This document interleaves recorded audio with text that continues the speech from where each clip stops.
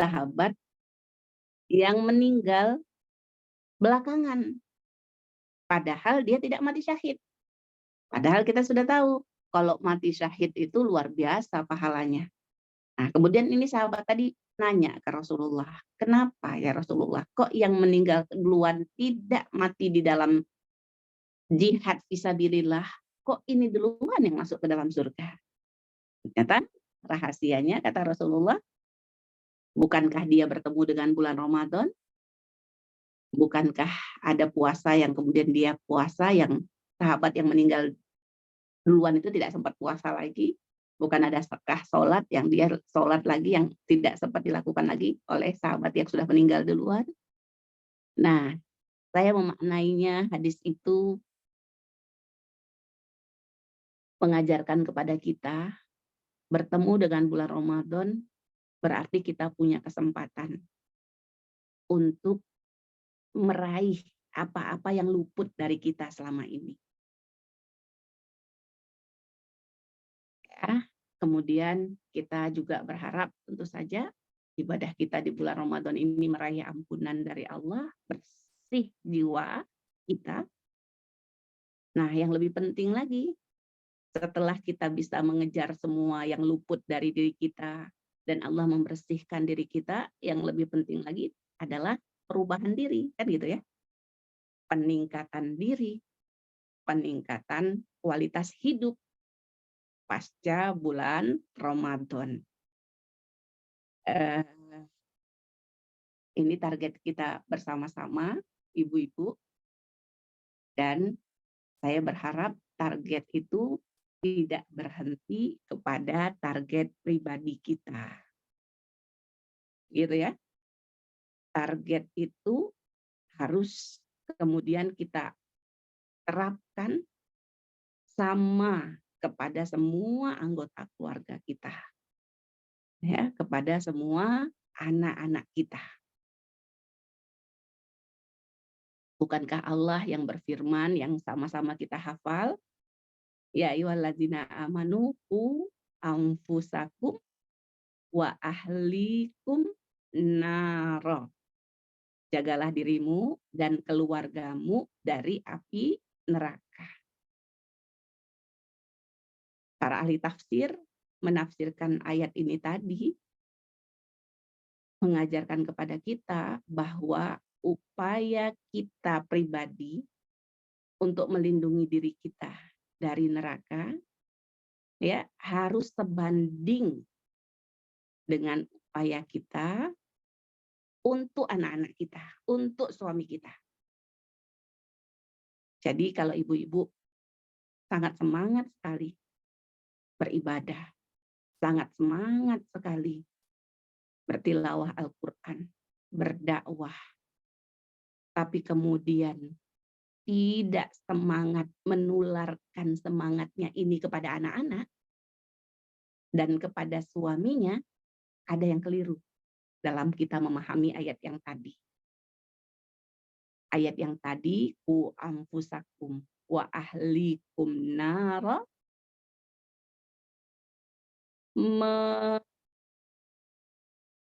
meletakkan dalam satu garis yang sama upaya untuk diri kita pribadi dan upaya kita untuk keluarga kita. Ya, tidak boleh seorang ibu asik beribadah kemudian dia membiarkan anaknya. Ya, dia semangat beribadah, dia biarkan suaminya tidur sepanjang malam, tidak dibangunkan. Nggak bisa itu. Ya, salah dalam memahami ayatku anfusakum wa ahlikum nar. Makanya ibu-ibu semua, seorang pakar parenting ya, Dr. Khair Muhammad Sya'al, beliau mengatakan agama Islam ini adalah agama keluarga.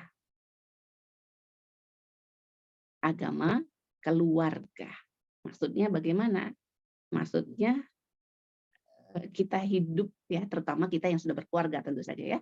Nah, kita hidup setelah kita berkeluarga, itu nanti semua arahan-arahan agama, semua perintah-perintah ya agama kepada kita itu tidak berhenti hanya kepada diri kita sendiri, tapi termasuk juga kita harus memahami itu adalah perintah untuk keluarga kita.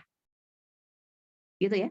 Jadi dalam tafsiran ku anfusakum wa ahlikum nara itu ya, jagalah dirimu dan keluargamu dari api neraka. Artinya bagaimana? Artinya suruh, bisa suruh, bisa larang nanti. Suruhlah keluargamu ya, semua hal kebaikan yang akan membuat dia masuk surga, dan larang keluargamu ya, larang betul ya mereka dari semua yang akan menjerumuskan mereka ke dalam neraka. Mudah-mudahan bisa ditangkap ya. Jadi perintah-perintah agama itu yang kita lakukan itu bukan perintah untuk diri kita sendiri, tapi semua anggota keluarga kita diperintah yang sama, dan kita punya kewajiban ya untuk memobilisasi mereka agar mereka melaksanakan perintah Allah dan melarang semua yang dilarang oleh Allah. Makanya para ulama parenting ya menyebutkan kesalahan, apabila terdapat kesalahan dalam diri anak-anak kita, yang paling bertanggung jawab adalah orang tua. Nah, ini sesuai tentunya dengan hadis kullu mauludin yuladu alal fitrah fa abawahu yuhawidanahu au yunasiranahu au yumajjisanahu. Ya kan, anak kita bersih, orang tua yang menjadikan dia Yahudi, Nasrani, dan Majusi. Artinya ketika ada kesalahan, ada ketimpangan dalam diri anak, yang paling bertanggung jawab adalah orang tua. Maksud bagaimana? Itu karena kita tidak cegah anak kita. Karena kita tidak larang anak kita dari kesalahan-kesalahan yang dia lakukan. Saya sedih, prihatin Bu ya. Banyak ibu-ibu pengajian kemudian yang sambat ke saya, Ustazah, anak saya pacaran gitu. Ustazah, anak saya yang paling sering kan sama HP ya. Nggak bisa putus sama HP gitu loh. Dan orang tua tidak berdaya gitu loh. Jadi kan itu kan salah. Harusnya kewajiban orang tua melarang gitu loh. Tapi orang tua jadi tidak berdaya. Nah, biasanya itu kalau udah tidak berdaya itu karena sudah udah nggak sejak awal gitu loh, dicegah. Nggak sejak awal dilarang. Atau di satu sisi yang lain, anak saya nggak mau sholatnya masih susah, sholatnya masih bolong-bolong, yang tidak mau. Nah, itu juga ketika anak kita tidak melakukan kebaikan-kebaikan atau masih tidak mau tutup jilbab atau nutup auratnya belum sempurna, masih melihat lekuk tubuhnya gitu loh. Gitu kan? Nah, itu kan kesalahan juga karena orang tua. Mohon maaf, Bu. Karena kita ku anfusakum wa ahlikum nara, itu artinya suruh anak-anak semua yang akan mendekatkan dia pada surga, larang anak-anak dari semua yang akan menjawabkan mereka masuk ke dalam neraka. Nah, di sini ya, mudah-mudahan dipahami ayah bunda semua, ya ibu-ibu semua, bahwa tidak berlebihan tadi saya sampaikan ketika Dr. Khair Muhammad Sya'al mengatakan agama kita ini adalah agama keluarga. Oke, sudah. Kalau dikaitkan lagi dengan bulan Ramadan yang mungkin kita sudah pernah bahas ya, ketika tadi satu sisi target bulan Ramadan, yang pertama tadi saya sampaikan 3 hal, mengejar ya kekurangan-kekurangan kita selama ini, kemudian mendapat ampunan Allah, dan upgrade diri, kualitas diri kita yang naik kan gitu ya. Nah, kualitas diri kita naik itu seperti apa? Ini yang kita sudah bahas di dalam tafsir ayat-ayat puasa ya, mulai dari Al-Baqarah 183 sampai Al-Baqarah 187. Allah mengajarkan kepada kita 3 target perubahan yang harus kita raih dalam bulan Ramadan, atau 3 upgrade diri yang harus kita capai dengan ibadah di bulan Ramadan, menjadi hamba-hamba yang bertakwa, menjadi hamba-hamba yang bersyukur, dan menjadi hamba-hamba yang rasyid, yang lurus, yang terbimbing dengan wahyu. Nah, hari ini kita bicara keluarga dengan mukadimah saya tadi, berarti jangan lupa kita juga punya kewajiban yang sama untuk mengupgrade keluarga kita. Jadi bukan kita saja yang bertakwa, tetapi bagaimana keluarga kita menjadi keluarga yang takwa di bulan Ramadan ini. Upgrade ya, naik kualitas diri keluarga kita. Menjadi keluarga-keluarga yang takwa, menjadi keluarga-keluarga yang pandai bersyukur kepada Allah, dan menjadi keluarga yang lurus, keluarga yang terbimbing dengan wahyu. Ini yang kita harus raih ya, kita bersama dengan keluarga kita di bulan Ramadan ini. Nah, dan alhamdulillah semua fasilitas yang ada di dalam agama kita, semua fasilitas yang Allah kasih di dalam bulan Ramadan ini memungkinkan kita ya untuk melakukan percepatan perubahan di bulan ini. Izin saya tidak. Enggak.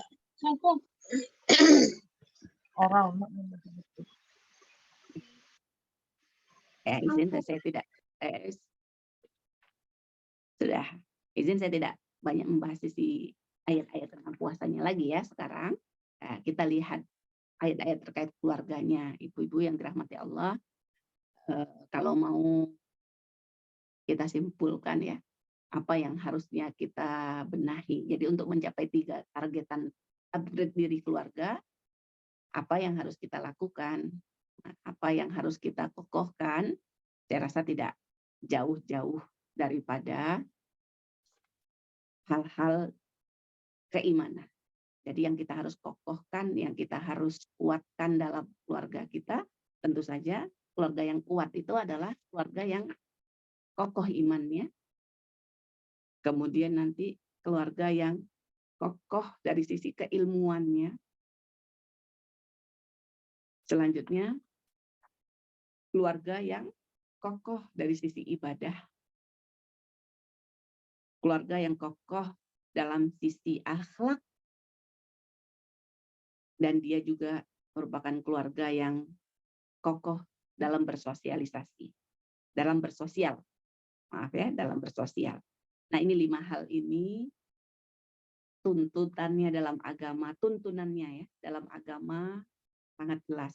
Saya mengajak kita melihat dalil-dalil yang mengarahkan kita untuk bagaimana langkah ya, apa ya, petunjuk-petunjuk Allah untuk kita memperhatikan 5 hal ini dalam keluarga kita.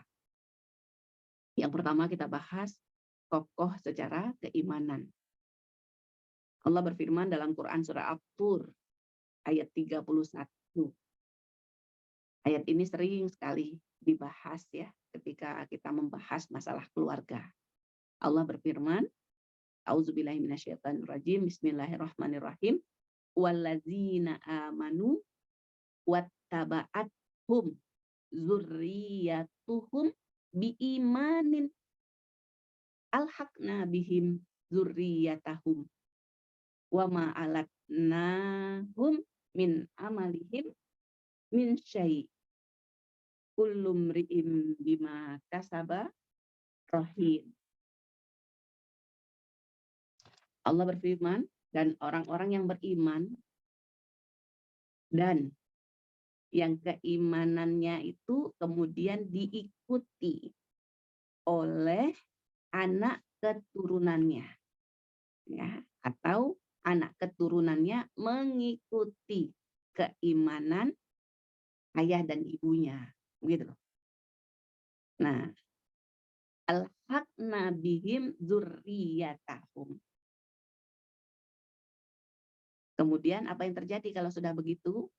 Kami angkat gitu, kami susulkan anak keturunannya, derajatnya gitu maksudnya, kedudukannya akan diangkat, disamakan dengan kedudukan orang tuanya.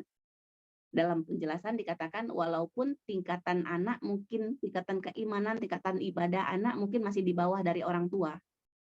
Jadi ini sebenarnya bicaranya nanti di surga ini ya, ibu-ibu.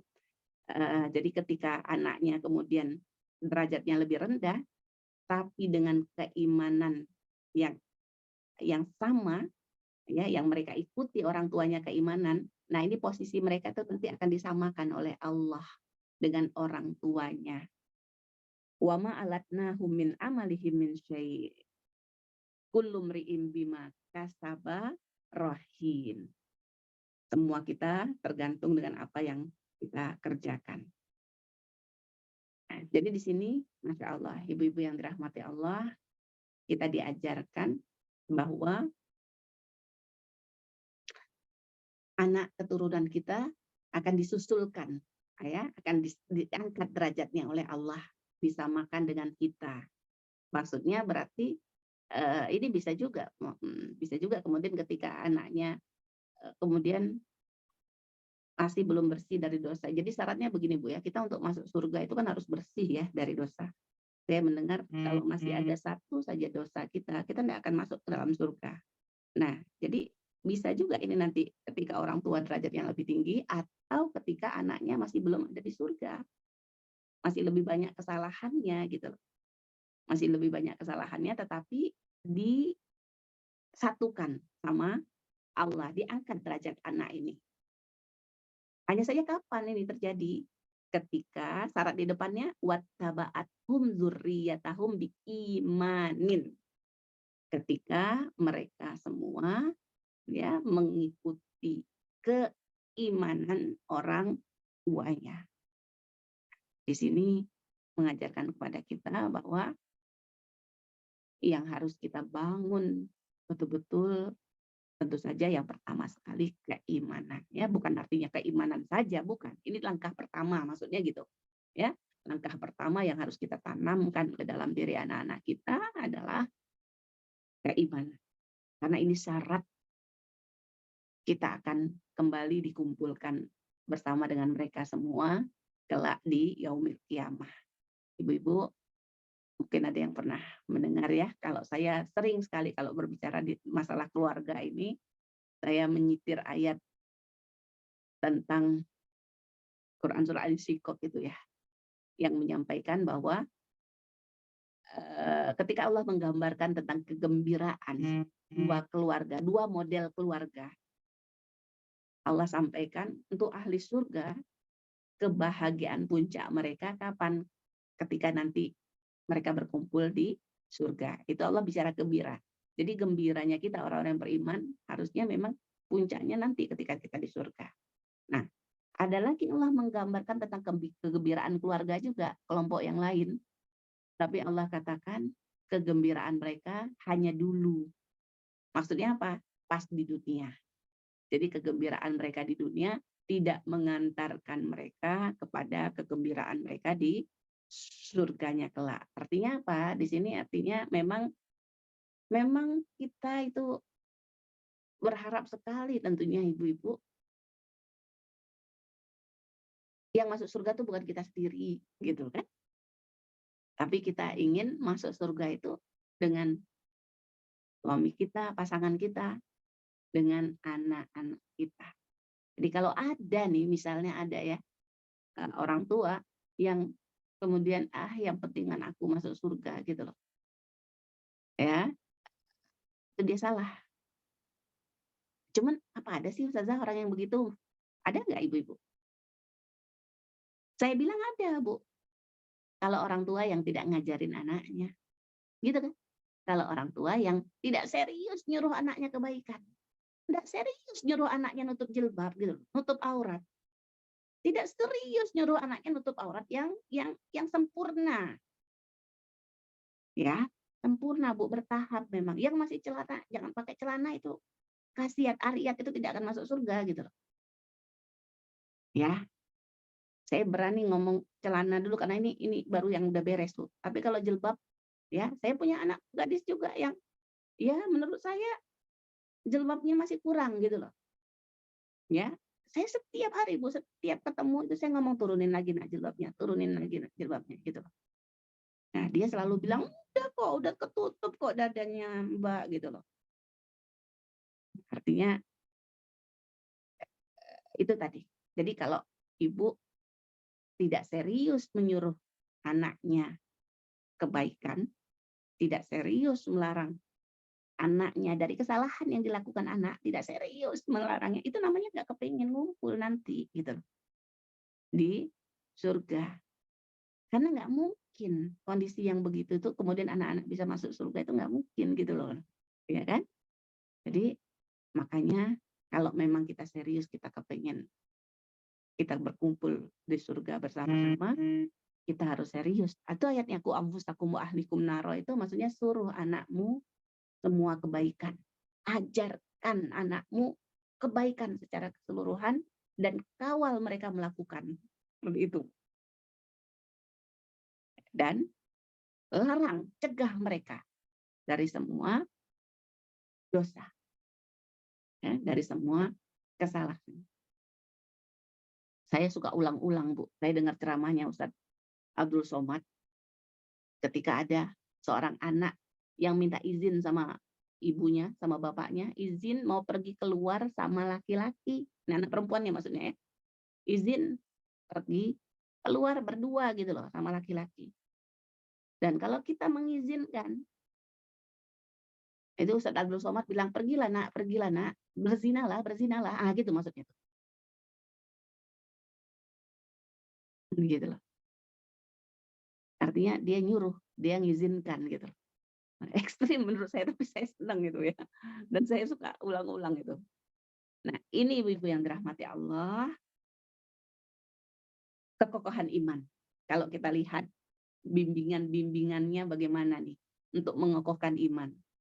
Dalam Quran surah Al-Luqman ya, nanti saya mungkin banyak menyitir surat Luqman, Allah perintahkan kita mengatakan kepada anak-anak kita, la tusyrik billah, gitu kan? Jangan syirik kepada Allah. Ini kan tuntunan keiman, Bu. Ya, betul-betul kita jaga tauhidnya anak-anak kita. Selanjutnya Nabi Ibrahim berdoa setelah selesai membangun Ka'bah, ya, berdoa, Rabbana waj'alna muslimaini laka wa min dzurriyyatina ummatan muslimatan laka. Ya, ini berarti tuntunan juga. Ya, Nabi Ibrahim minta, ya Allah jadikan kami orang-orang yang muslim. Muslim itu yang berserah diri, betul-betul. Ya, berserah diri itu maksudnya apa? Berserah diri kepada agama, maksudnya yang siap diatur oleh agama. Dan ini keimanan ini. Ini tuntunannya buat kita, ibu-ibu semua, untuk mengawal keimanan anak-anak kita. Kemudian Nabi Ishadoro Yakub, Nabi Yakub ya Bu ya. Nabi Yakub menjelang ajalnya berwasiat kepada anak-anak, mata buduna mimba di, apa yang akan kalian sembah sepeninggalku kelak. Saya yakin Bu, nanya begininya bukan pas mau meninggal aja. Ya, ini yang diabadikan sampai menjelang meninggal pun beliau masih ngomong seperti itu. Tapi bukan artinya ngomongnya gitu pas sudah mau meninggal aja. Ya, itu artinya terus dijaga sampai udah nggak ada tenaga lagi pun ya, roh sudah mau keluar, dia masih memastikan lagi ya. Itu maksudnya. Ya, apa yang kalian sembah sepeninggalku. Ya, Ibu, ini apa yang kalian sembah itu kayaknya sederhana kita dengar ya, tapi sebenarnya kita diajarkan oleh Rasulullah, ternyata memang nggak semua manusia itu jadi hamba Allah. Buktinya apa? Buktinya Rasul pernah bersabda, Ta'is abdud dinar, gitu kan? Ta'is abdud dirham, Ta'is abdul khamisah, kata Rasulullah. Celakalah abdud dinar. Abdu budak. Jadi kan harusnya kita Abdullah. Ya, ma ta'buduna min ba'di. Apa yang kalian sembah? Kalian nih, atau kalian jadi budak siapa nih nanti gitu kan? Kan jadi budak Allah. Tapi kata Rasulullah ada orang yang jadi budak dinar. Ada yang jadi budak dirham. Ada yang jadi budak khamisah, makanan, roti.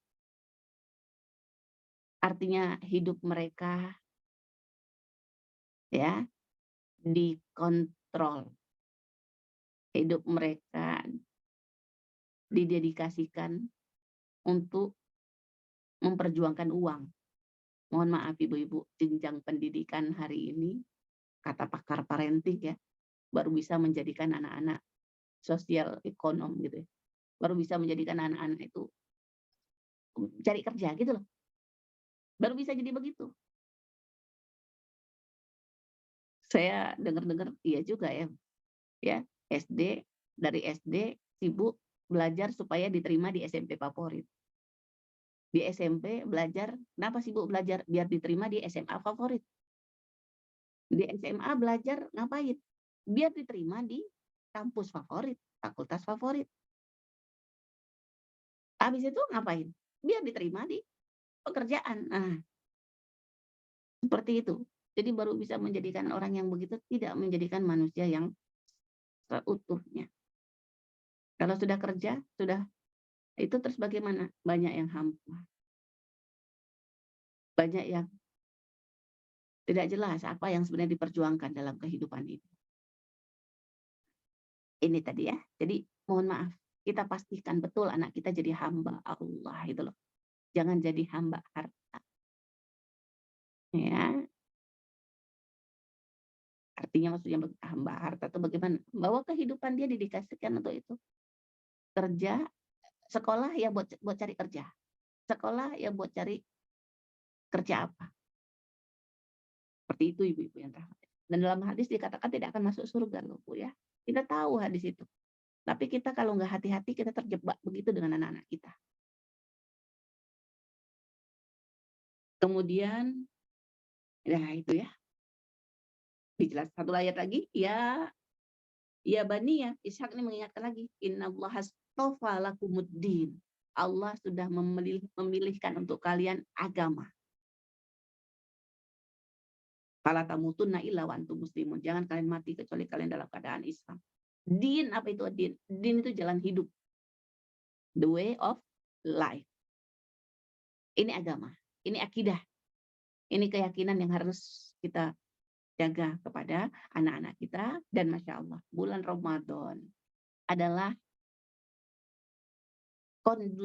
kondisi yang sangat kondusif gitu loh. Ya, kita membangkitkan keimanan.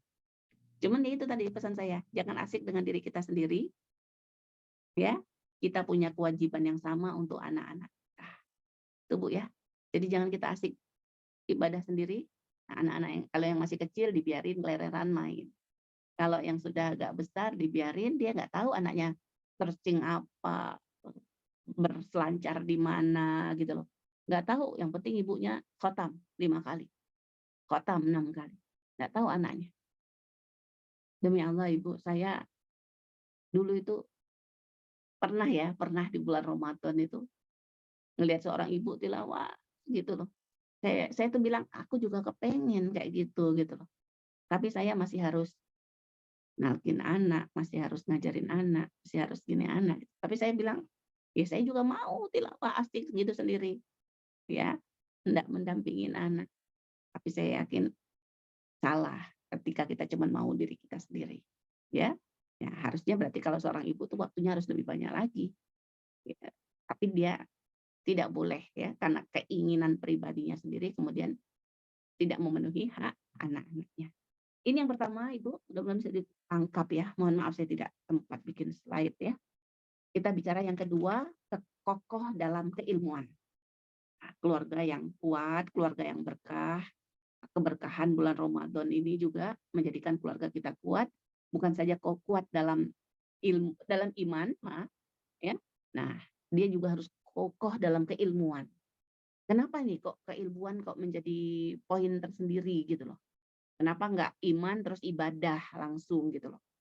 Ya, ibu-ibu, iman, kalau saya boleh mengatakan sebenarnya ilmu itu nggak bisa dipisahkan dengan iman. Apa maksudnya? Ya, ada seorang ulama yang mengatakan iman itu adalah apa sih iman? Iman itu adalah kebenaran yang kita yakini. Harus jelas dulu ini benar gitu. Nah, jelas ini benar itu ranahnya ranah keilmuan. Ya, setelah kita tahu ini benar, kemudian bagaimana kita memobilisasi ya, supaya itu menjadi ada di dalam dada kita pegang, kita yakini, dan mendorong kita bergerak, itulah iman. Itulah menjadi satu keyakinan nanti. Nah, jadi maksudnya di sini kita harus kokoh dalam keilmuan itu, maksudnya kita harus betul-betul tahu agama ini kalau saya melihat. Maksudnya semua dalil yang menguatkan keimanan kita, ya. Dan kalau kita perhatikan ayat-ayat Al-Qur'an, perintah-perintahnya, larangan-larangannya, pasti nanti dibarengi ya dengan penjelasan. Ya, penjelasan yang membuat kita mengerti kenapa kita harus begini, kenapa kita harus begitu. Nah, itulah sisi keilmuan yang saya maksud di situ. Ya, sehingga kita berjalan dalam agama ini dengan landasan dalil yang kuat. Dan kalau kita berbicara keilmuan ini sebenarnya yang mana sih? Ini Al-Qur'an sebenarnya. Kalau kita bicara keilmuan ya, karena sumber ilmu kita adalah Al-Qur'an. Jadi maksudnya ketika kita kokoh dalam keilmuan di situ, anak-anak kita memang kita bimbing betul, kita arahkan betul, dia memahami Al-Qur'an ya. Ini saya bicara memahami bukan hafal Bu ya. Nggak semuanya memang bisa menghafal Quran. Maksudnya nggak semuanya istilahnya wajib gitu loh maksud saya. Tapi kita berharap ada bagian Al-Quran yang kita hafal semuanya. Memang tidak wajib semuanya. Akan tetapi untuk memahami isi-isi Al-Quran yang kita perlu pegang dalam kehidupan itu wajib. Nah di sini dah sisi keilmuan. Dan Allah berfirman, ini kita hafal sama-sama juga, innama yakhsyallahu min ibadihil ulama. Yang betul-betul takut sama Allah itu siapa? Yang punya ilmu. Nah, berarti memang landasannya untuk kita bisa menjadi pribadi yang memang takut pada Allah, itu harus punya ilmu. Nah, inilah yang kita perlu landasi anak-anak kita, ya, ibu-ibu dengan keilmuan.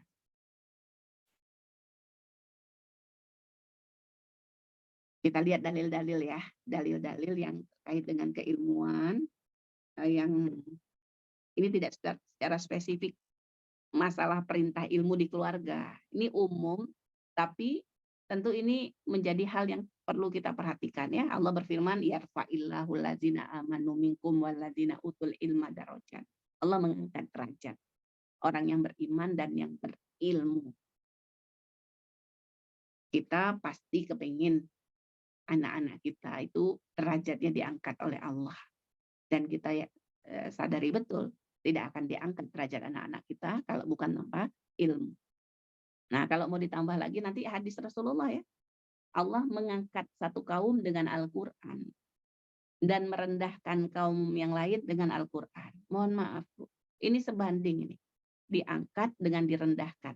Jadi bukan dengan diangkat sama dibiarin, enggak loh. Maksudnya bagaimana? Orang yang nggak punya Al-Qur'an itu direndahkan sama Allah.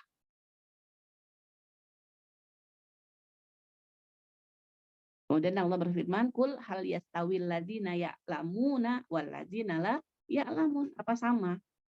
Orang yang berilmu itu dengan orang yang nggak berilmu itu apa sama? Tentunya tidak sama.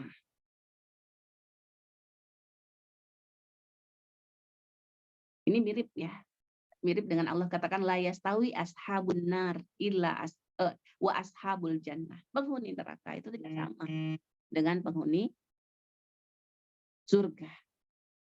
Kalau kaitannya kita dengan puasa ini nggak sama puasa orang yang punya ilmu dengan puasa orang yang nggak punya ilmu. Kalau kaitannya dengan keluarga nggak sama orang yang berkeluarga dengan landasan ilmu dengan orang yang berkeluarga dengan tanpa landasan ilmu. Ini kita tekankan ke anak-anak kita, ya nggak sama kamu, gitu. Ya nggak sama antara orang yang berilmu itu dengan orang yang nggak berilmu.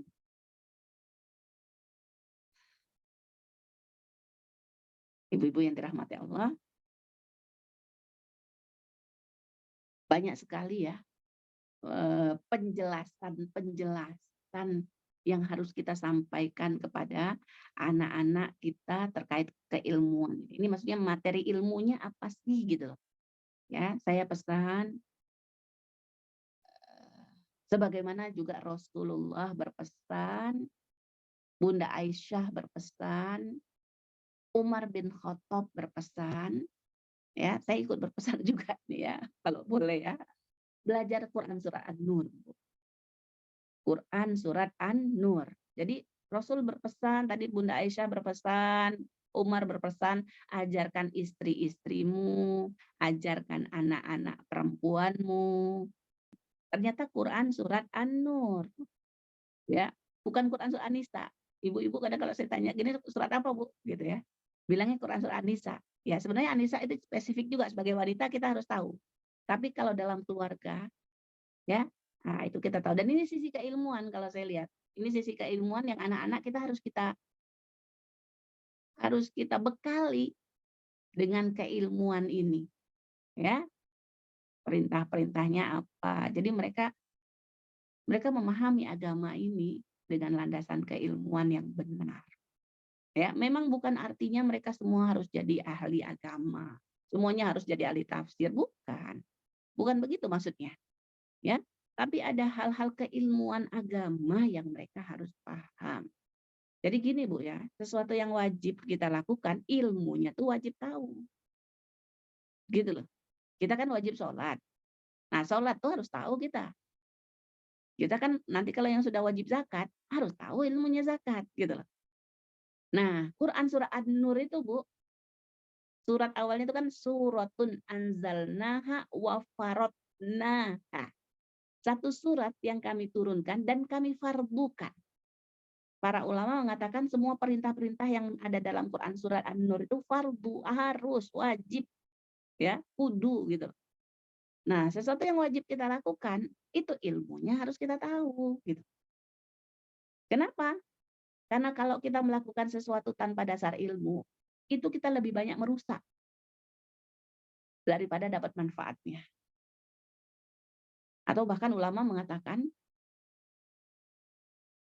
kalau mau dibandingkan antara dosa dengan beramal tapi keliru, salah, yang lebih cepat mengantarkan seseorang kepada neraka itu adalah bukan dosa ternyata, tetapi beramal tapi salah. Ini kan mirip dengan setan ya. Setan itu tidak menggoda orang yang bid'ah. Yang melakukan bid'ah itu nggak digoda sama setan. Kenapa kok harus digoda? Nggak, dia kan udah merasa dia ibadah. Jadi nggak usah digoda lagi. Padahal dia salah, dia nggak beribadah gitu loh. Jadi kesalahan dalam ibadah itu sangat fatal sekali. Berarti kalau gitu bagaimana? Berarti kalau gitu harus belajar. Keluarga kita harus kokoh dalam keilmuan. Ibu-ibu, ya, baru nanti kita betul-betul menjaga keluarga kita di situ. Kita punya kewajiban menjaga keluarga kita ya. Baik, kita lanjutkan. Setelah itu, kokoh dalam ibadah. Tentu saja yang dimaksud, yang diinginkan oleh Allah dengan iman kita tuh bukan sekedar iman Bu ya, tapi yang diinginkan adalah amal. Makanya antara iman dan amal nggak diputus sama Allah. Allazina amanu wa amilus sholihat. Allazina amanu wa amilus sholihat. Jadi memang ini ibadah ini maksudnya konteks amalnya gitu loh. Ini tidak bisa dipisah, cuman saya tadi selipkan dengan poin ilmu karena memang untuk kesempurnaan iman itu harus dengan ilmu. Nah, bagaimana nih arahan-arahan Allah untuk membangun kekokohan ibadah di dalam keluarga kita? Ayatnya banyak. Di antaranya Allah berfirman, wa'mur ahlaka bis sholat. Perintahkan anakmu sholat. Gitu kan? Wastabir alaiha. Dan bersabarlah. Sabar dalam mendampingi anak-anak sholat. La nas'aluka rizqa. Kami enggak minta kamu ngasih makan dia. Ya, saya dulu pernah baca tulisannya Bu, kaget ya. Jadi yang Allah perintahkan, Allah enggak nyuruh kita kasih makan anak loh Bu. Yang Allah suruh apa? Suruh anak kita sholat itu. Loh kenapa kok Allah nggak nyuruh kita kasih makan? Karena Allah bilang, "Nahnu narzuquhu." Kami yang kasih mereka makan. Jangankan mereka, kalian-kaliannya juga Allah bilang orang tua, kami yang kasih makan. Jadi kalau ada ayah, bunda karena sibuk kerja dengan alasan sibuk cari uang buat anak, gitu kan? Sibuk cari uang buat anak, tapi kemudian sampai tidak mengawasi sholat mereka.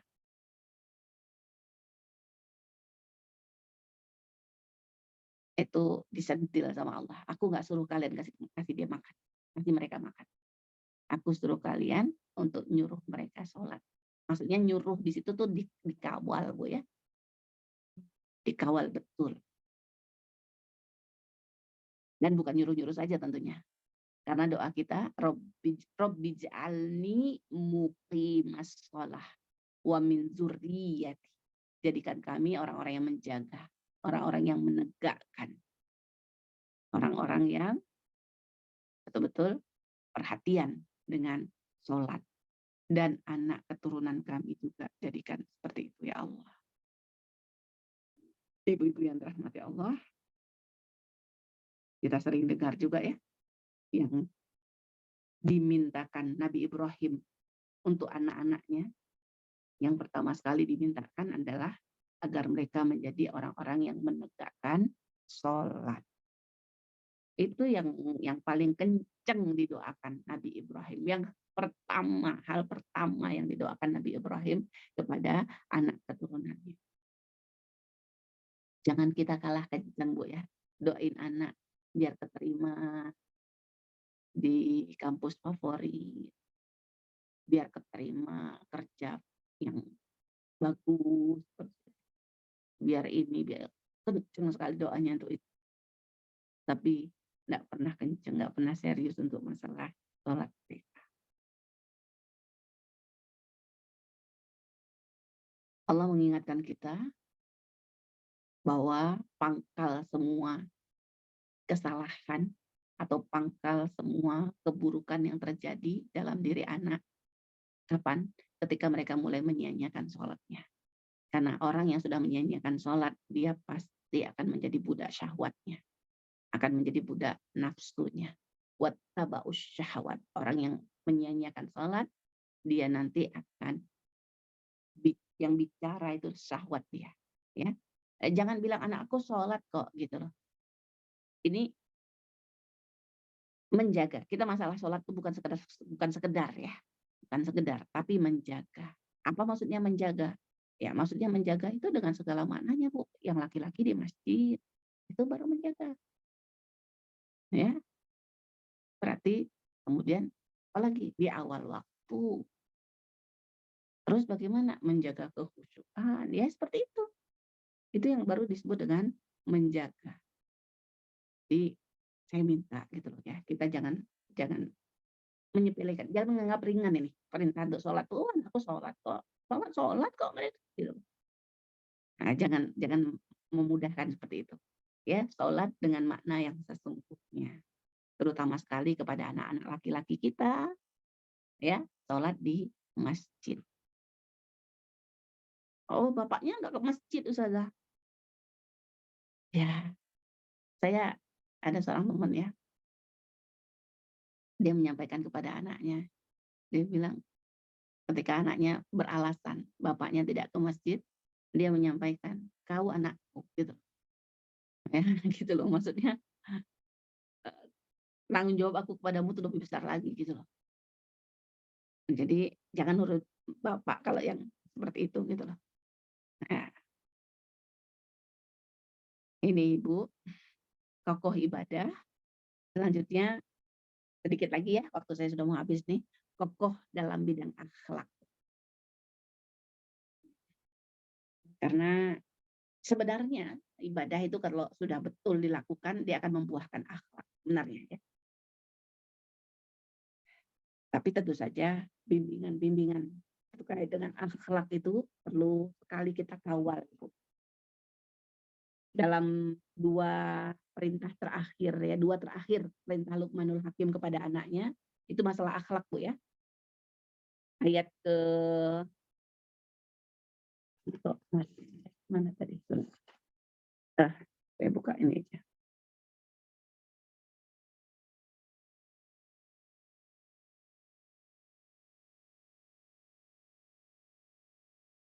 Ayat ke berapa nih? Ke 18 dan 19 Bu. Quran surah Luqman ayat 18 dan 19. Yang 18-nya jangan kamu memalingkan wajah dari manusia karena sombong. Ya, jangan memalingkan wajah karena sombong. Ini kan akhlak nih poinnya. Jangan berjalan di muka bumi dengan angkuh. Sungguh Allah tidak menyukai orang-orang yang sombong dan yang membanggakan diri. Ini kapan Bu? Melatihnya seperti ini kapan Bu? Sejak kecil. Kalau nggak sejak kecil kita latih, nggak sejak kecil kita ingatkan, ya. Apalagi kalau kemudian kita biasakan membangga-banggakan anak dengan prestasi. Ini banyak orang tua ya, anaknya prestasi dibangga-banggakan. Dia nanti akan mengangkat dirinya dengan prestasi-prestasi dia. Ya, saya izin ya cerita. Ini tadi pagi saya takziah Bu. Mama sama teman saya juga umroh nih kemarin. Alhamdulillah awal Maret kemarin Allah izinkan saya umroh ya. Ada teman umroh itu dia mamanya ikut juga. Tapi waktu itu umrohnya sudah sakit beliau. Nah ini tadi meninggal. Nah anaknya itu saya kaget. Terus terang saya kaget baru tahu tadi pas takziah baca karangan bunga di depan rumahnya itu. Ya. Nah, ternyata dia doktor dan kepala kejaksaan, Bu. Perempuan ini. Ya, di luar kota, di luar pulau dia. Kepala kejaksaan. Saya lihat, saya enggak tahu. Ya, jadi saya bilang, ya Allah, orangnya low profile sekali. Ya, rasanya kalau udah model kepala kejaksaan udah kayak gitu tuh kayaknya biasanya tuh kita nggak tahu pun bisa lihat dari sikapnya mungkin kita tahu nih pejabat gitu ya. Kadang-kadang kalau pejabat tuh gitu loh. Nah, saya bilang sama suami saya enggak nangkap sedikit pun gitu loh dari sikap dia yang menunjukkan bahwa dia itu pejabat gitu loh. Saya baru tahu tadi gitu loh. Ya Allah, ini orang yang betul-betul bisa ya tidak membanggakan diri, tidak sombong. Bisa nggak nih kita nih? Itu udah sampai kepala nih. Jangan-jangan anak-anak kita belum sampai kepala, baru sampai manajernya aja udah sombongnya udah seperti apa gitu loh.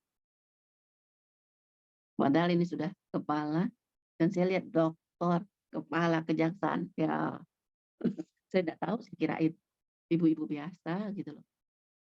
Dan masih sangat muda. Menariknya lagi itu masih sangat muda usianya. Ya, ibunya saja sama saya selisih 7 tahun. Itu anaknya sudah sebegitu. Makanya saya tuh exciting sekali itu tadi pagi itu. Ya, mudah-mudahan kita bisa mewariskan kerendahan hati, tidak sombong, tidak berbangga dengan apa yang dimiliki nih kepada anak-anak kita. Ini poin akhlak. Saya katakan kita kawalnya dari awal. Kalau nggak kita kawal dari awal dengan sungguh-sungguh, nanti sudah besar dia nggak bisa begitu. Selanjutnya yang ke-19-nya, waktu dan sederhanakanlah ya jalanmu, cara berjalan yang sederhana. Ya, kita tahu lihat orang tuh. Kalau yang sombong tuh dari jalannya udah beda. Dan sederhanakanlah dalam berjalan, lunakkanlah suaramu. Suara dilembutkan, dilunakkan. Jangan ditinggikan ya. Karena seburuk-buruk suara ialah suara kedelai. Keledai. Mau hati-hati malah jadi salah. Ya, suara keledai. Nah, ini poin akhlak ibu-ibu dan yang terakhir yaitu kokoh dalam bersosial. Ya, kokoh secara sosialnya. Ini yang paling tepat tentu saja hadis Rasulullah, sebaik-baik kalian adalah yang paling bermanfaat kepada orang lain. Nah, kita didik anak-anak kita didik diri kita didik anak-anak kita bahwa ukuran baiknya kita itu bukan dengan ibadah-ibadah ritual saja, bukan. Karena pepatah mengatakan Bu ya, orang nggak pernah peduli Bu, seberapa banyak sholat kita. Nggak pernah peduli seberapa rajinnya kita dengan tilawah Quran kita. Yang orang peduli itu dia pernah dapat manfaat dari kita apa enggak, gitu loh. Ketika dia pernah dapat manfaat dari kita, dia akan katakan kita baik. Dia akan akan hormati kita, akhlak kita itu akan dikatakan baik gitu. Ya, maksudnya bagaimana? Maksudnya ya memang ukuran baik kitanya. Suara saya didengar? Dengar ya? Ada keputus tadi ya? Kedengaran terus Ustazah, cuma Oh, sempat mengecil sedikit daripada oke awal oke. tadi ini agak lebih kecil. Iya iya, internetnya kayaknya. Sebentar sebentar. Loh ini jadi yang terakhir sosial ini berarti bagaimana kita bersosial gitu Bu ya. Bagaimana kita dengan lingkungan kita, bagaimana kita dengan keluarga besar kita. Nah, nilai diri kita ditentukan seberapa banyak lingkungan kita, keluarga kita mendapat manfaat. Wallahu a'lam bishawab, ini yang bisa saya sampaikan Ibu-ibu. Mudah-mudahan bulan Ramadan ini tadi saya sampaikan di awal ya, bukan saja kita membangun diri kita, rohani keluarga kita. Dengan semua yang ada di dalam bulan Ramadan kita raih keberkahannya dan kita hari ini bicara bagaimana keluarga kita berkah, kuat, imannya tambah kuat, ilmunya tambah kuat, ibadahnya tambah kuat, akhlak dan sosialnya juga tambah kuat. Wallahu a'lam bishawab. Jazakumullah khairan katsiran. Alhamdulillahirrahmanirrahim. Jazakillah khair Ustazah. Selanjutnya sesi tanya jawab kepada ibu-ibu yang akan bertanya secara langsung. Kami persilahkan terlebih dahulu. Monggo silahkan raise hand untuk saya persilakan untuk penanya yang langsung terlebih dahulu. Silakan. Monggo yang mau bertanya atau langsung membuka open cam kemudian menyampaikan pertanyaannya.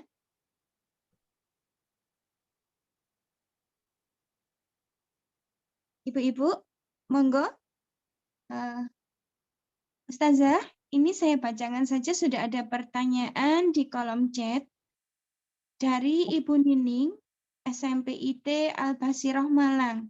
Pertanyaannya, izin bertanya Ustazah, kami di dunia pendidikan, di pondok, terkadang bertemu dengan orang tua yang tidak terlalu peduli dengan pendidikan atau pendampingan anaknya karena merasa sudah diserahkan tanggung jawab kepada ustazahnya. Ketika anak bermasalah dan kami beri sanksi, terkadang orang tua tidak terima. Aturan-aturan di pondok ada kalanya tidak direspon baik oleh wali santri. Bagaimana sebaiknya Ustazah? Monggo Ustazah Mainovita langsung saja panjenengan untuk pertanyaannya. Baik. Terima kasih Ustazah tadi ya yang bertanya. Mohon maaf nih sebelumnya saya biasanya kalau mengisi di forum-forum guru itu harus gini dulu Ustazah. Ada komitmen dulu, ada peran orang tua dan ada peran guru. Itu pasti kan kita paham ya. Nah nanti gini, mohon maaf ya, ini saya membuka wacana saja bukan menuduh Ustazah seperti itu gitu loh. Jadi saya suka sampaikan gini, kalau kita di forum guru dan kita asik menyalahkan orang tua saja gitu loh. Ya, kelihatannya kok kurang bijak gitu loh. Ya, tapi kalau saya bicaranya di forum orang tua pasti saya salahkan orang tua gitu loh ya. Nah, kalau saya bicaranya dengan orang tuanya. Jadi kalau kita sebagai orang tua, ya kita kan tadi saya sampaikan, kalau ada apa-apa di anak, ada kesalahan di anak, yang paling bertanggung jawab tuh orang tua itu, itu benar itu. Nah, itu kalau di forum orang tua itu seperti itu. Sudah? Tapi kalau kita di forum guru, saya ingat hari itu mengisi, ya kalau offline kan enak ya, bisa ngomong. Saya sampaikan tuh di forum offline nih.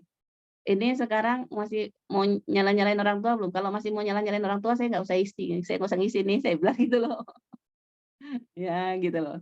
Karena apa kok begitu? Jangan lupa loh, Rasulullah kita itu muallim, Rasul itu guru. Nah, ya Rasul guru.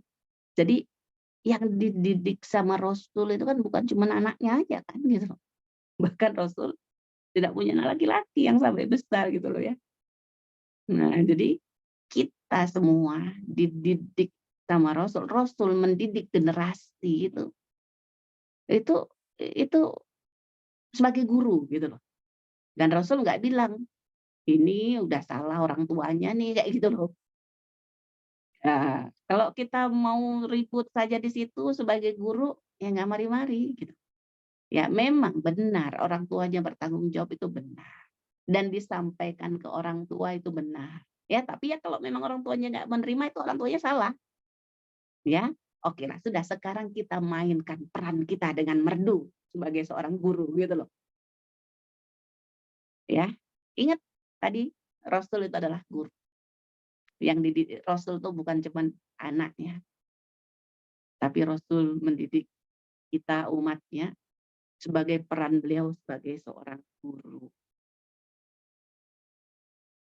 Berapa banyak ya saat ini, saya suka itu baca-baca tulisan yang orang berubah bukan karena orang tuanya, tapi karena gurunya. Banyak yang seperti itu tuh banyak. Ada dulu saya dikirimin suami saya ya, saya tersentuh sekali ya membaca cerita nih seorang guru, kalau nggak salah kelas 5 SD itu waktu itu ya, mendapati seorang anak nih yang aduh nggak karu-karuan gitu loh. Eee, ngantuk kan nggak peduli, nggak pinter segala macam. Pas dia buka catatan, jadi ada file yang lengkap di sekolah itu ya. Pas dia lihat, kalau nggak salah pas kelas 3-nya, kelas 1, kelas 2, kelas 3 ini anak yang cerdas, ceria, pinter, semua bagus gitu loh. Nah, pas kelas 4-nya gitu loh, dia mulai menurun. Ternyata karena ibunya sakit. Kemudian pas itulah, itu tadi pas 5 ya, pas kelas 6 itu ibunya meninggal. Makanya si anak kayak gitu. Si guru ini ambil peranan dia. Dan apa yang terjadi, mungkin ada yang pernah baca ya, ini anak termotivasi sekali dia dengan gurunya. Sampai dia SMA, sampai dia kuliah, selalu berkirim surat ini kepada gurunya, ya, dan selalu mengatakan, "Engkau adalah orang yang paling aku cintai." Gitu. Sampai di hari pernikahannya dia diminta guru SD-nya itu yang dampingi dia, gitu. Dan banyak sekali cerita-cerita heroik seorang guru, dan kita dengar juga ya, the angel word, kata-kata angel itu kekuatannya kekuatan guru loh, Bu. Banyak kita orang tua yang nggak berdaya juga untuk nyuruh anaknya, tapi kalau dia ditugasin sama gurunya, oh sregep banget. Saya bener, saya Bu, ini ceritanya punya sekolah tahfiz, punya anak hafiz gitu ya. Suami saya juga menyadari, kemarin tuh pas menjelang Ramadan tuh kan ada libur 5 hari itu ya. Ya, saya bersyukur sekali sekolah bikin program 1 hari jam 6 anak-anak murojaah 1 juz, pakai Zoom bertiga-tiga. Itu ya jalan. Saya bilang coba kita yang nyuruh gitu loh. Nggak jalan gitu kalau kita yang nyuruh. Tapi kalau udah guru yang nyuruh, kita tinggal senyum-senyum aja udah. Dia anu banget tuh, jalan banget tuh kalau guru yang nyuruh. Makanya ada angel of God. Nah ini nih yang harus digali nih. Ya, seperti ini, ya pelan-pelan. Jadi maksud saya jangan asik kemudian membicarakan nih orang tua nih nggak kooperatif nih gitu Ustazah ya. Jadi ya udahlah yang penting udah disampaikan. Ya, dia nggak mau kita kan nggak bisa maksa orang tua. Jadi memang kalau tadi pertanyaannya bagaimana nih orang tua yang nggak kooperatif gitu loh. Saya nggak bisa maksain. Kalau bisa orang tuanya bawa sini. Kalau orang tuanya bawa sini saya marahin nanti tuh orang tuanya gitu loh. Nah, tapi kalau kayak saya bicaranya sama guru, saya tidak bisa bicara begitu. Saya bicara ambil porsi kita sebagai seorang guru. Mohon maaf jangan tersinggung ini. Ini sesuatu bukan ustazah sendiri, semua orang guru biasanya kayak gitu loh. Makanya saya diundang ke pondok-pondok besar juga, saya ngomongnya kayak gini juga. Saya bilang nih, kalau masih mau nyala-nyalain sekolah, mesti kan gitu. Kalau dipanggil mesti awalnya kayak gini nih.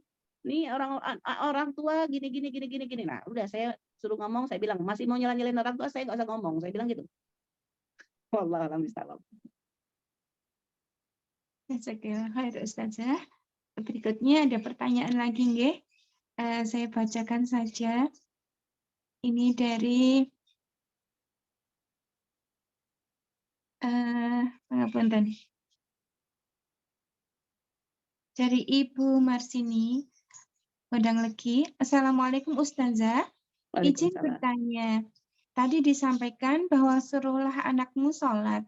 Ketika kita punya anak balik dan kita sudah mengarahkan anak untuk sholat, kadang anak itu jika lagi turun semangatnya, maka sholatnya agak malas-malasan. Bagaimana cara kita untuk mendorong semangat anak-anak kita untuk tetap rajin sholat? Terima kasih Ustazah. Saya tambahkan pertanyaan yang mirip dengan itu ya Ustazah. Mhm. Izin bertanya Ustazah, saya pernah dari Ibu Laili Rahmatin. Izin bertanya Ustazah, saya pernah melihat seorang anak sudah banyak hafalan Qur'annya, tapi kalau sholat subuh susah dibangunkan. Orang tuanya sampai geleng-geleng. Bagaimana solusi bagi orang tua?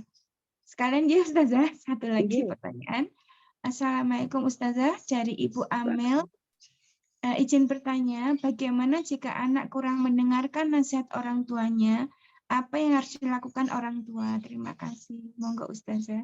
Baik.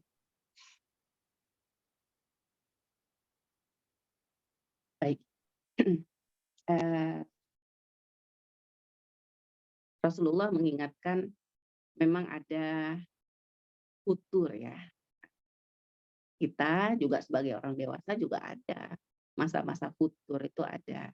Cuman kita lemah ya. Jadi futur itu setelah tadinya semangat kemudian menurun. Nah, cuman kita dipesankan untuk tahu futur itu karena sebab maksiat. Itu yang jangan jangan jangan bingung gitu loh. Jadi jangan kok bingung kok naik turun ya. Oh, kamu pasti ada maksiat gitu loh. Makanya kamu turun. Dan kemudian pesannya ketika turun jangan jangan terus sampai bablas. Sampai udah turun sampai turun gitu loh. Tapi memang ada hadis juga. Tapi selagi kemudian dia masih melakukan kewajiban, yaitu insya Allah masih terjaga gitu loh. Jadi jangan sampai nggak sholat. Kalau tadi kan, oh sholatnya jadi mundur. Cobalah dilihat Ibu. Ketika memang sekali-kali terjadi, itu wajar Bu. Kita orang dewasa juga, kadang-kadang itu juga sholat itu masih lemes ya, masih istilahnya nggak tergep gitu. Walaupun kita diingatkan, saya itu dengar ceramah ya, kan Allah katakan orang munafik itu idza qamu ila shalah qamu kusala.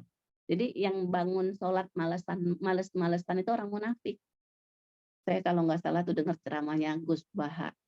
Gus Baha bilang tuh, jadi kalau bisa kita tuh kalau sholat itu kayak disergep-sergepin gitu loh. Ya harus nampak gitu loh. Ketika kita tuh nampak itu sergap. Kenapa? Karena kalau enggak kita munafik loh. Gitu loh. Oke, jadi itu tetap harus tahu, tapi kemudian kalau pas lagi futur ya kita jelaskan anak kita ingatkan dia gitu loh. Ya. Nah, sama yang tidak kalah pentingnya, kadang-kadang kita itu baru nyuruh-nyuruh anak sholat tuh. Tapi kita belum menjelaskan kepada anak kita kenapa harus sholat, apa gunanya, kenapanya dulu ya. Nah, kenapanya ya, kemudian baru nanti apa manfaatnya sholat, apa bahayanya menunda sholat, apa bahayanya ketika kemudian tidak di awal waktu. Jadi kita jelaskan seperti itu pelan-pelan Ibu, ya, dialog. Kemudian, nah, kita diingatkan lagi Rasulullah Bu ya, membangunkan Bunda Fatimah sholat setelah menikah dengan Ali bin Abi Thalib. Jadi terusan ini, untuk mengingatkan itu tuh terusan, jangan, dia sudah tahu, sudah ini," gitu. Bahkan setelah menikah pun orang tua tetap tetap mengingatkan sholat anaknya. Karena manusia itu memang itu, Bu, naik turun itu. Tapi begitu ada yang mengingatkan, kita akan kuat. Kita juga begitu, gitu ya. Nah ini miriplah ya tadi yang sudah hafal Quran, atau kalau mau dibahasakan hafal Quran itu bisa juga dengan aspek dia sudah ilmunya udah ada gitu loh, udah punya ilmu. Walaupun nggak mutlak ya, hafal Quran punya ilmu, nggak mutlak. Maksud saya ini saya mau nyamakan, antara ilmu dengan amal itu sesuatu yang berbeda, Bu.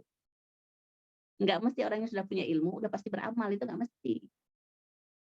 Jadi wajar sekali kalau ada orang yang berilmu, kemudian dia nggak beramal gitu. Kenapa? Karena ini sisi yang harus harus dilakukan lagi, yang mujahadah lagi. Jadi untuk berilmu itu perlu mujahadah, untuk beramal juga perlu mujahadah, nggak otomatis gitu loh. Jadi jangan heran kalau ada orang berilmu tidak beramal, karena sesuatu yang beda gitu loh. Gitu Bu ya. Jadi berarti tadi yang hafal Quran tadi, ya mungkin ibunya serius untuk hafal Quran, tapi nggak serius ngajarin anaknya sholat gitu loh. Ya, padahal kalau mau dibandingkan mana yang paling penting, ya pastinya sholat, karena sholat fardu gitu ya. Tapi bukan artinya kalau gitu nggak usah hafal Quran lah, ya nggak kayak gitu juga gitu. Karena kita kalau ada sesuatu yang bisa menaikkan anak kita, Bu, pastinya orang tua tuh ngejar loh. Makanya ibu-ibu berani ngeluarin uang seberapapun tuh anaknya sekolah kan gitu. Untuk anaknya sekolah, ya nggak punya uangnya dicari, dibela-belain untuk bisa nyekolahin anak. Kenapa? Karena pengen anaknya diangkat sama Allah. Ya, padahal Allah, ya Rasul menjanjikan kita tuh, anak kita tuh diangkat dengan Quran. Ya, Innallah yarfa' bihadzal kitab aqwaman. Allah mengangkat satu kaum dengan Al-Qur'an dan merendahkan kaum yang lain dengan Al-Qur'an. Ya kalau tadi masih dia proses, masih anak-anak, masih istilahnya, "Oh kok sudah balik Ustazah?" Iyalah sudah balik, tapi jangan ngukur juga pakai kita yang udah umur 40 tahun ke atas ini gitu loh. Ya, jangan jangan nyamakan. Makanya saya tuh suka kalau ada ibu-ibu ngeluhin anak pondoknya gitu loh, "Pulang-pulang tidur aja Ustazah," gitu. Padahal anak saya juga gitu loh, Bu. Gitu loh ya. Kami kami bisa paham sekali sih, Bu, kayak gitu tuh loh ya. Walaupun tetap kalau sholat tuh kita kawal di awal waktu. Tahajud dibangunkan, Bu, dibangunkan. Padahal mereka di pondok bangun sendiri loh, kalau cerita itu hebat banget gitu loh. Ya, malah saya itu ada wali murid yang cerita sama saya, "Ini anak ustazah nih bangunin anak saya nih tahajud," gitu loh. Di rumah ya nggak bangun, gitu loh. Kalau nggak dibangunin sama maknya, kalau nggak didorong-dorong. Ya nggak apa-apa, udah Bu, tugas kita itu, ya, tugas kita. Tadi kalau itu anak temen, ya alhamdulillah bukan anak Ibu gitu loh. Jangan sampai nanti anak Ibu juga gitu loh ya. Jadi kita kawal sama-sama, kita ingatkan anak teman kita. Jangan heran kalau ada orang hafal Quran, ada punya ilmu tapi nggak kayak gitu. Memang sesuatu yang berbeda deh.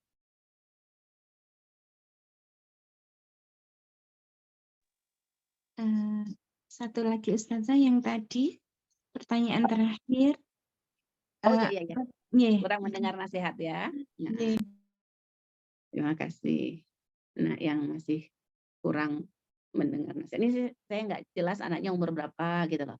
Kalau masih bisa di-chat mungkin Bu, ini yang kasusnya yang ditanya umur berapa? Monggo Ibu penanya yang ditanyakan putranya usia berapa nggih yang kurang mendengarkan kepada Ibu Amel. Bagaimana jika anak kurang mendengarkan nasihat orang tua? Usia berapa Ibu Amel? Mungkin bisa langsung disampaikan dengan Kalau suara. enggak apa-apa juga, kalau enggak apa-apa juga. Jadi nanti beda antara yang kecil dengan besar, maksud saya gitu aja ya. Ketika anak kita masih kecil, memang dia masih taraf pembiasaan, Bu. Jadi nggak bisa, jadi kan ingat ya, anak untuk ambil, apa namanya, bawa anduk sendiri ke kamar mandi, gitu. Nah, terima kasih, yang 13 tahunnya. Nah, Kalau 13 tahun sudah mungkin sudah mulai usia balik. Nah, jadi tadi maksud saya kalau masih kecil, memang dia belum bisa karena masih taraf pembiasaan gitu kan. Dan terus kalau masih taraf pembiasaan, terus sudah dibilang dia dia lupa lagi, masih aja, ya udah terus saja kita, gitu ya. Mhm.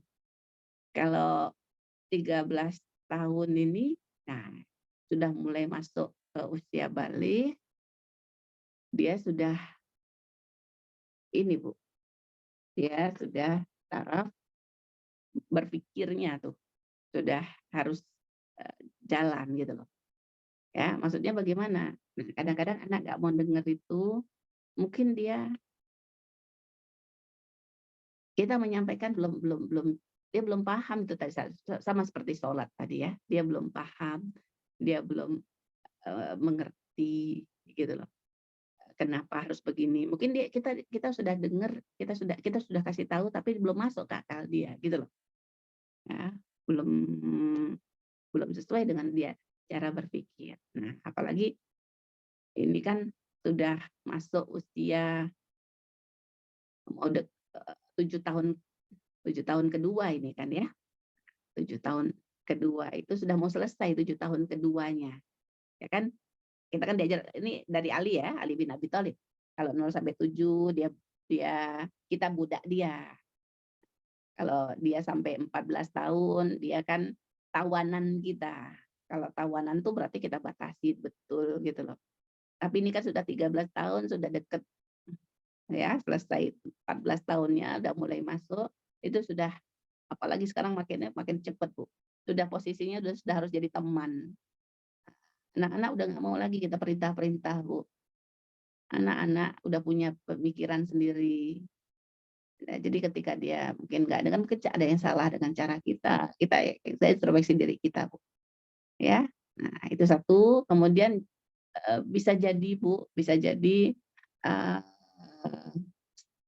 dia bisa menangkap sesuatu yang beda, Bu, antara perkataan dan perbuatan kita. Jadi kalau kita bilang begini, tapi yang dia lihat dari diri kita nggak kayak gitu, itu bingung, Bu, anak. Sehingga apa yang kita omongin itu dia nggak lakukan, ya. Karena anak itu bukan apa yang dia dengar, tapi anak apa yang dia lihat. Makanya kita kepada anak-anak itu harus memang kita sadari betul, Bu, ya. Sebenarnya lebih banyak yang ditangkap. Sebenarnya bukan anak-anak saja loh, Bu, orang juga lebih banyak menangkap bahasa tubuh kita loh, Bu, daripada bahasa verbal kita. Paham ya? Jadi bahasa tubuh tuh 70% tuh Bu orang nangkapnya. Kalau verbalnya cuma 30%. Maksudnya bagaimana? Maksudnya kita ngajarin anak dengan keteladanan itu lebih besar daripada kita ngajarin dengan perintah, dengan kata-kata. Ya, coba Ibu kalau mau ingat-ingat gitu loh. Ibu mau ingat-ingat kita sama orang tua kita, yang kita kenang dari orang tua kita itu apanya gitu loh. Ini udah banyak ahli yang ngomong Bu ya. Udah banyak ahli ngomong tuh, sejak dulu sampai sekarang, itu biasanya yang dikenang-kenang anak itu tuh yang perbuatan kita, Bu. Anak tuh kebayang bapaknya kalau habis sholat subuh duduk di ruang tengah ngaji. Nah, itu yang kebayang tuh perbuatannya itu loh. Bukan perintah, ayo ngaji, bukan gitunya. Ya, saya termasuk juga. Saya termasuk juga yang habis saya kalau sholat subuh tuh bahkan saya dulu agak nakal juga, Bu, ya. Ibu saya bangunin saya gitu loh, bangunin saya subuh, itu saya, gitu aja. Terus, saya nggak langsung bangun. Terus saya tahu ibu saya ngaji. Nah, pas ibu saya udah mau selesai ngaji itu saya baru bangun gitu loh. Karena saya tahu habis itu ibu saya akan lihat saya lagi gitu loh, kayak gitu loh. Nah, di situ tuh saya bangun cepet-cepet, karena saya tahu tuh ibu udah mau selesai bangun. Nah, jadi yang kebayang itu tuh perbuatan. Nah, jadi gitu. Jadi ketika anak nggak mau dengerin nasihat kita, coba kita lihat lagi, ya. Jangan kata-kata apa yang dia lihat dari kita, ya. Saya bicara begini bukan saya udah benar, Bu, ya. Ini kan kita saling menasihatkan. Saya masih banyak kurang saya, Bu, sebagai orang tua. Kalau saya mau egois, saya masih banyak salah, saya nggak mau nasehatin, nggak berani nasehatin, susah juga nanti kita, Bu. Gitu ya. Jadi bukan artinya saya nasehatin ini saya sudah yang paling baik gitu. Ya, sama-sama terus kita harus ingatin diri. Saya juga terus belajar. Saya juga senang sekali belajar parenting, Bu. Ya, masalah keluarga dengerin dari orang lain, dari ustadz lain. Saya terus belajar juga. Wallahu a'lam bishawab.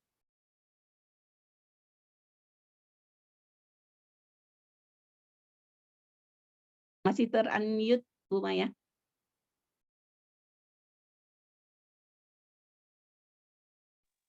Ada pertanyaan lagi Ustazah. Saya bacakan nggih, mohon maaf. Waktunya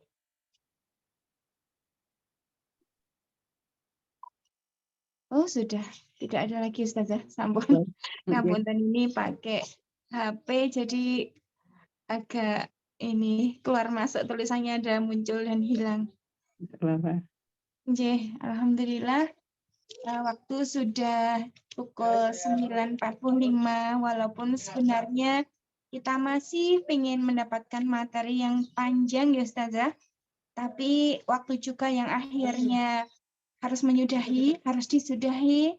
Tapi ibu-ibu jangan khawatir, insya Allah masih ada akad depan kita akan belajar bersama Ustazah Maya Novita. Kami akan tunggu dan nanti mungkin ada yang terlewatkan. Biasanya kalau terlewatkan, oh aduh aku sayang lupa gitu Ustazah. Jadi kayaknya harus mengingatkannya harus sering-sering ini ibu-ibu untuk bisa hadir di forum kajian bersama Ustazah Maya Novita.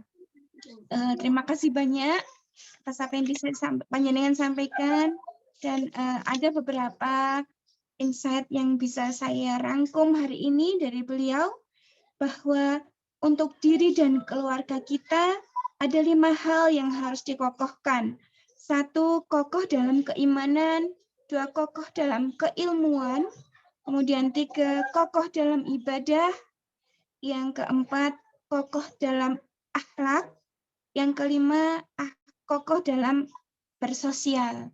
Kemudian sebagai seorang orang tua, terhadap semua tadi harus mengajak dan mengawal untuk melakukan amal solih. Yang kedua, mencegah dan melarang dari semua kesalahan yang akan membawa kepada dosa.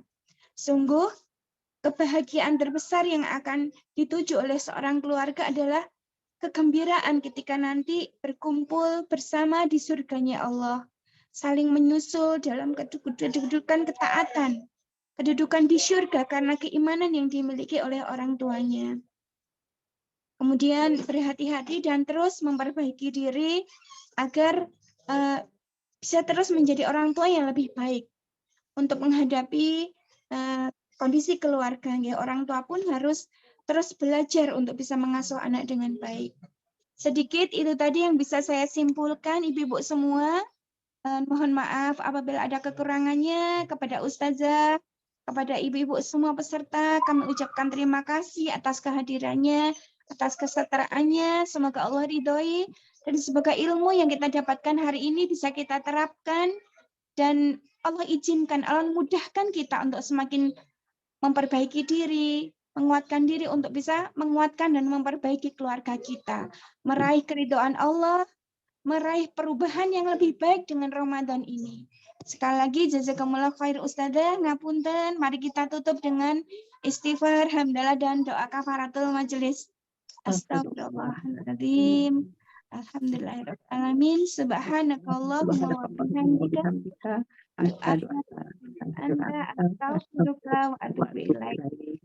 Assalamualaikum warahmatullahi wabarakatuh. Mohon maaf atas semua kekurangannya. Jazakumullah khair. Sama-sama. Ya punten, saya tutup sudah. Monggo, terima kasih.